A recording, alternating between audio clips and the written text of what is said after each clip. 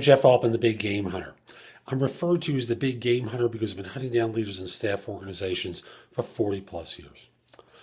I want to tell you a cautionary tale, give you a warning, however you want to language it. And it came from a recent experience I had with a job hunter. Now, this is an individual who was moving to a new city. He'd purchased a house with his wife, wanted to move to the new location, contacted me because I had a client there that I had a position he was well qualified for, all sorts of good stuff. So he interviews with my client. He's about to get an offer. The head of the department he's interviewing with is traveling, so it can't get signed off on right away. In the meantime, unbeknownst to me until the last minute, he's received an offer from another firm. I contact him to let him know my client is about to extend an offer. The HR person from my client contacts him to let him know he's going to be getting an offer. All they have to do is get one last signature. They expect to have it signed off on in a day or two. Let me fast forward. The applicant asks me about my client and whether they're reliable. I said, they took the time to call you to let you know that this was going to happen. I don't know this person to be a liar, so I would say it's going to happen. I gave him my best judgment. Now, I'll also say that I didn't know he had another offer until the very end of this.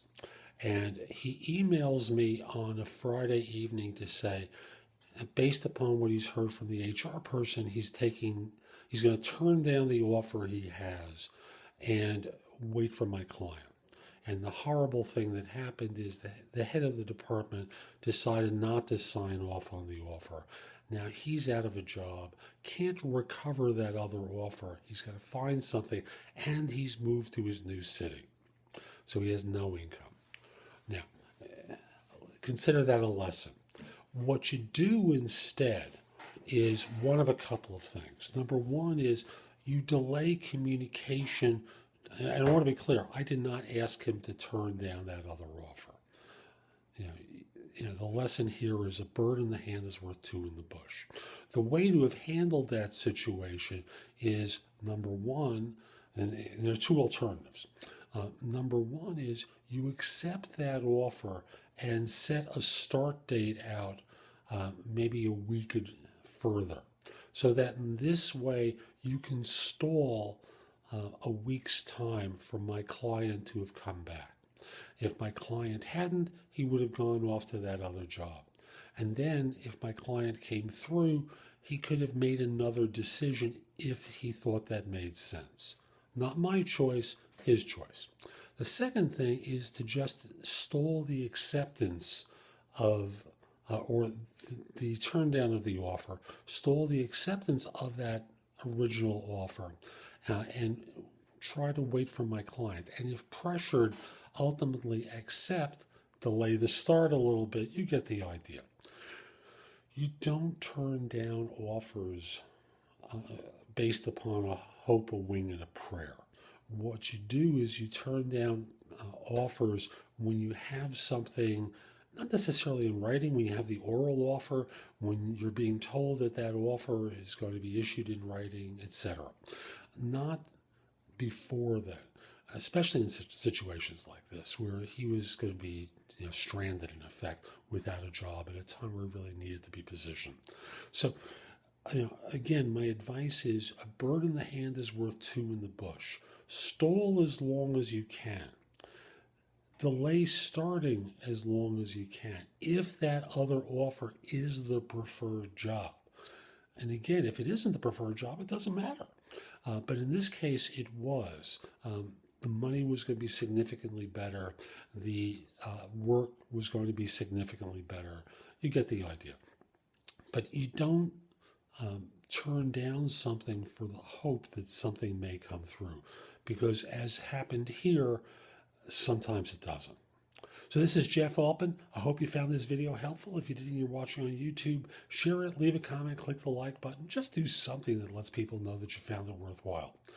I also want to encourage you to come over to my website and go exploring. The address is thebiggamehunter.us.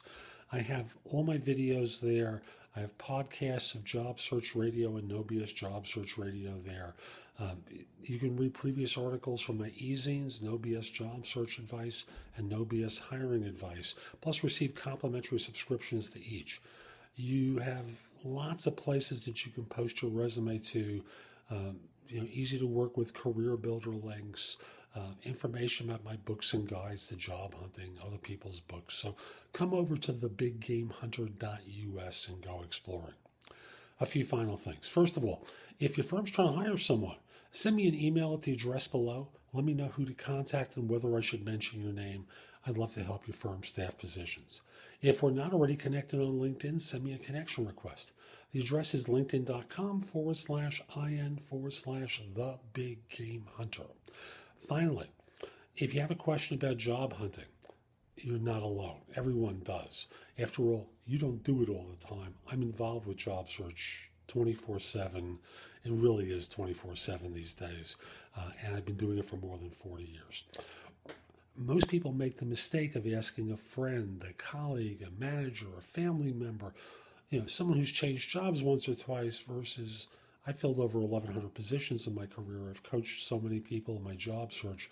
As I say on my website, more than 400,000 people evaluated. I know a ton about the job hunting. So instead of reaching out to someone like that, contact me through liveperson.com. That's LIVE person.com, where I'm a job search and career coaching expert. I'd be happy to answer your questions. This is Jeff Altman. Hope you have a great day. Take care.